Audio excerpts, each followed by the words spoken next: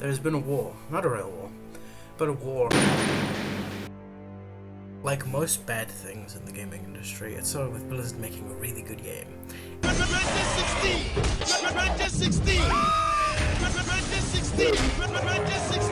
Overwatch was released to success never seen before. Most companies saw this and went, that's the new big thing. PlayStation saw this and went, what if we could make a game like that? And someone was already started making one. Their name was Firewalk Studios. So in 2023, Sony acquired Firewalk Studios. Firewalk was made up of ex-Bungie devs, the guys who made Halo. The company had a great work culture. Foreshadowing is a narrative device. The game's name was Concord. In standard English, I think I'm on the wrong wiki page.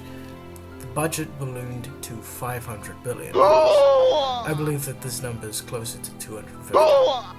They showed the game off and most people wrote it off. It did not look good, yet release day was a bit away. It released and it was a big success. This is actually false. It was the biggest failure in gaming history. Concord failed due to 3 reasons. Reason number 1, it was paid for. This is a real issue because the competition was all free! The designs are trash. This is due to the workplace culture. It suffered from toxic positivity. In hero shooters, if you don't make a good first impression, which would be the character designs, then you've really messed up. Genre fatigue. This is generally misunderstood. Genre fatigue happens when every niche is filled.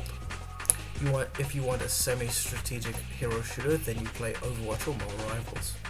You want a tactical hero shooter like CS2, but with E-daters, then Valorant is the choice.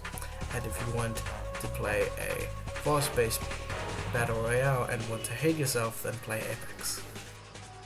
Start off with a simplified framework of this part isn't great, so I'm gonna simplify it here. 2 baller, ball go up, good. Ball go down, bad. Both ball up, good. Both ball down, bad. 1 ball up, but other one not, mid-game. Let's talk about cool and enjoyable games. Seems like the nerdy thing was actually quite important. So, the 2 bars that I was talking about were gameplay and art.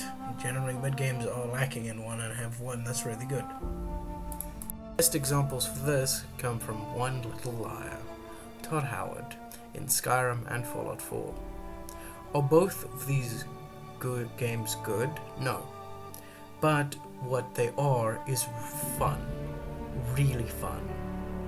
The games might lack good writing, but the gameplay is so fantastic that these games have become classics, and for good reason. Now, let's get onto games with good artistry. Most of these are fun just because they have good artistry, so I really tried and I came up with 2 examples. Getting Over It and Peaks of Yore. These games are still fantastic and are good when you look back, but they have a worse experience while playing. Also, they're both hiking games, which is just a weird coincidence. Wouldn't look into it, to be honest.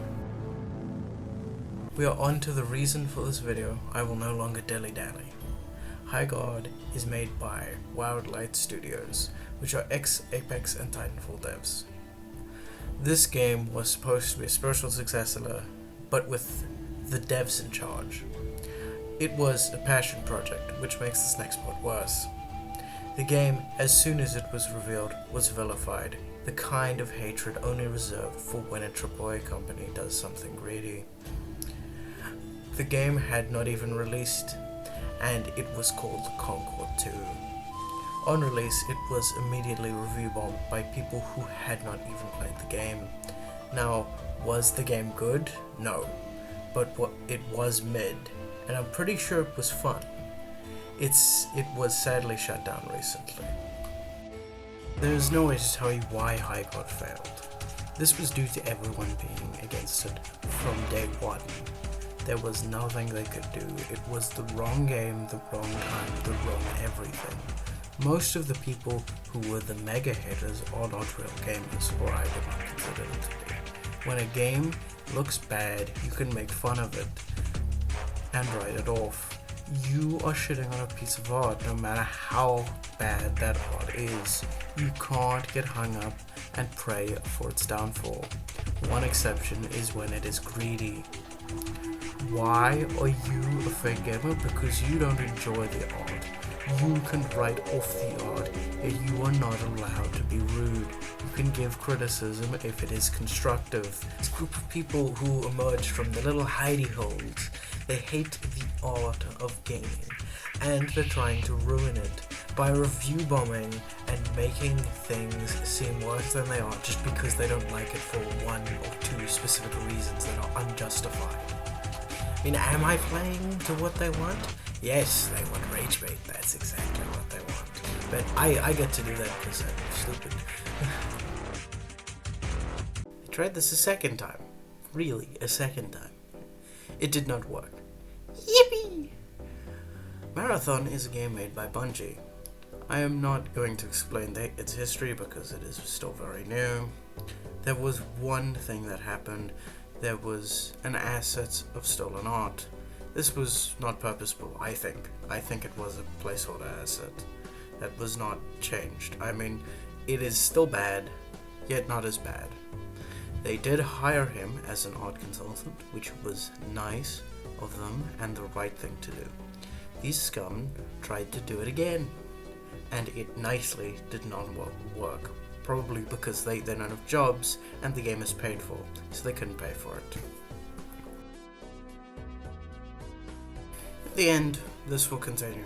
There's no way to stop them. I had a stupid, idiotic, philosophical quote, because that would be cool, I think. But you know, what would be cooler is a quote from Sun Tzu. Yeah, he definitely said that. All the videos made on the platform YouTube by Small Red must end with, "Alright, bye guy." Alright, bye guy.